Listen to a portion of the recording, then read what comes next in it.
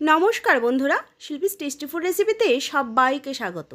बेगुन भाजा आमरा कम बेशी सबाई पछंद करे थाकी, किन्तु बेगुन भाजते अनेकटा तेलेर प्रयोजन हय बोले आमरा अनेकेई बेगुन भाजीटाके अ্যাভয়েড करे थाकी, जारा आमरा तेल पछंद करी ना।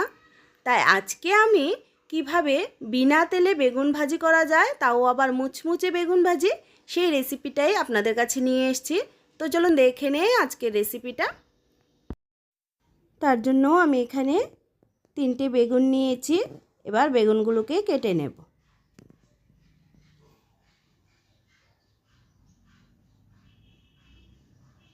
বেগুনগুলোকে আমি একটু মোটা সাইজ করে কেটে নিচ্ছি।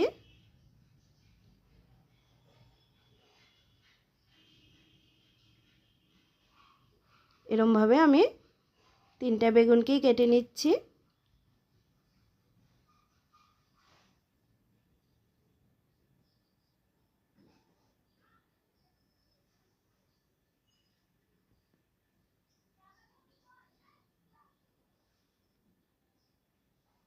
বেগুনটা কেটে নিলাম।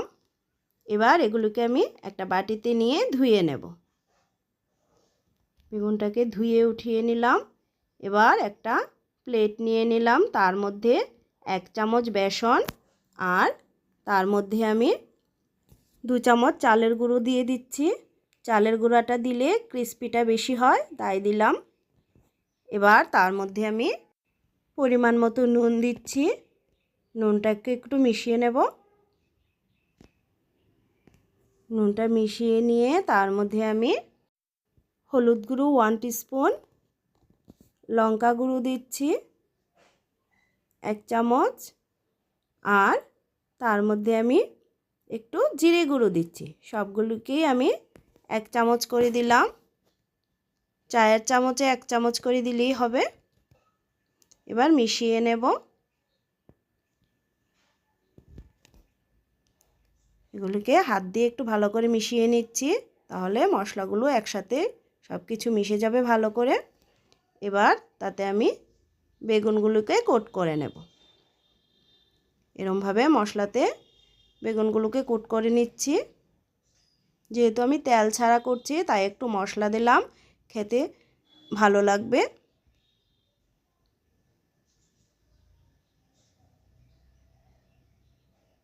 এরকমভাবে আমি সবগুলো বেগুনকে কোট করে নিচ্ছি।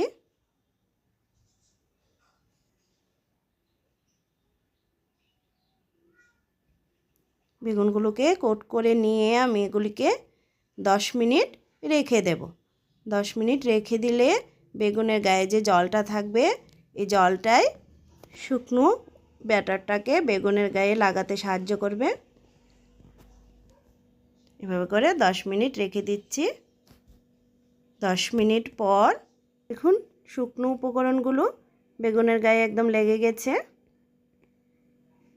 এবার এগুলোকে ভেজে নেব। তার জন্য কড়াইটা গরম করে নিলাম। এবার তার মধ্যে আমি সামান্য একটু তেল দিয়ে দিচ্ছি, তাহলে বেগুনগুলো কড়াইয়ে আর লেগে থাকবে না।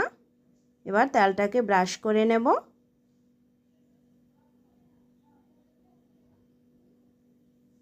তেলটাকে পুরোটা কড়াইয়ে সুন্দরভাবে ব্রাশ করে নিলাম। এবার আমি বেগুনগুলোকে দিয়ে দিচ্ছি।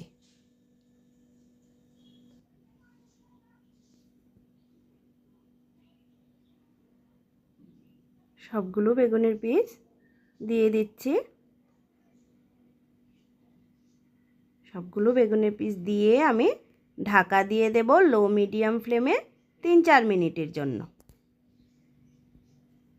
4 মিনিট পর ঢাকনাটা খুলে নিচ্ছি। এবার বেগুনটাকে আমি ওই পিঠটা উল্টে দেব।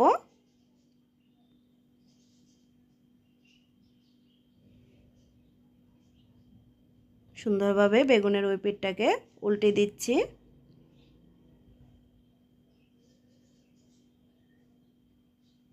এই পিঠটাকে উল্টে দিয়ে আমি আবার ঢাকা দিয়ে দেব লো মিডিয়াম ফ্লেমে 3-4 মিনিটের জন্য। 4 মিনিট পর দেখুন ঢাকনাটা খুলে নিলাম। বেগুনগুলো মোটামুটি ভাজা ভাজা হয়ে গেছে। এবার আবার উল্টে দেব। যেহেতু আমি তেল ছাড়া করছি তাই বেগুন ভাজিটি করতে একটু সময় নিয়ে করতে হবে।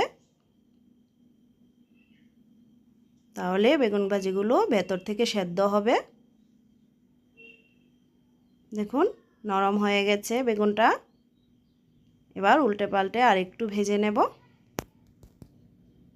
দেখুন কেটে আমি দেখিয়ে দিচ্ছি, বেগুনটা একদম সেদ্ধ হয়ে গেছে। এবার আর একটু টাইম নিয়ে এপিট এপিট উল্টে আমি একটু লাল করে ভেজে নিচ্ছি।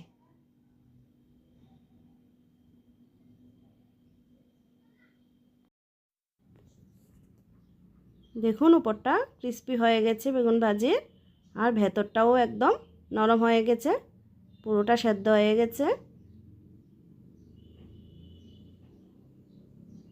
এভাবে একবার বেগুন ভাজি করে দেখবেন, খেতেও খুবই টেস্টি হয়ে থাকে। এবার আমি এগুলোকে নামিয়ে নেব।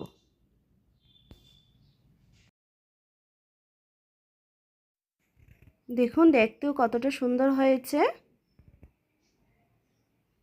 সবগুলোকে নামিয়ে নিচ্ছি। সবগুলো নামিয়ে আমি সার্ভ করে দিচ্ছি। তো আমার আজকের রেসিপিটা যদি আপনাদের কাছে ভালো লেগে থাকে তাহলে ভিডিওটিতে একটা লাইক করবেন, নতুন বন্ধুরা চ্যানেলটা সাবস্ক্রাইব করবেন। দেখা হচ্ছে নেক্সট ভিডিওতে। সবাইকে ধন্যবাদ।